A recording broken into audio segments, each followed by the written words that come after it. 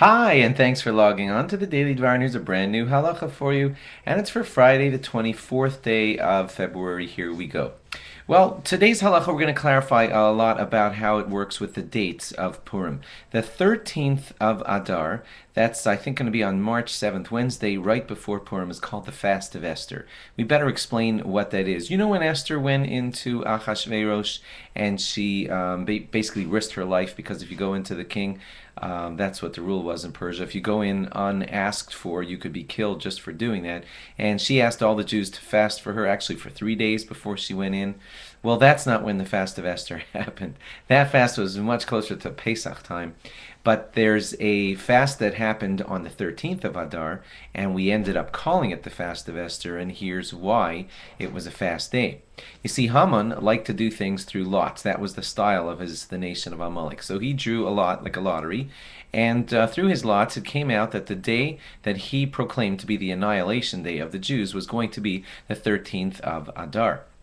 Eventually, through the Purim story, his plot failed, and because his plot failed, the Jews were given permission, just permission, to defend themselves on the day that Haman was going to try to annihilate them. He was gone by the time the day arrived, but when the day arrived, they had to battle. And they were given permission to battle, and they succeeded in their battle.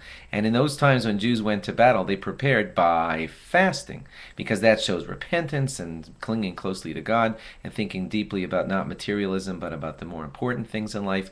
And so the Jews fasted on the 13th of Adar. That's why it became called the fast, and we named it after Esther. And then they were victorious, and so they celebrated on the next day, and that's why the 14th of Adar became the holiday. Now, in the capital city of Shushan, the battle raged on throughout the 14th, and they were only victorious by the end of the 14th, and they celebrated on the 15th, and that's why the 15th of Adar is referred to as Shushan Purim. So 13th was the day of the great battle, and they fasted. That's the fast of Esther.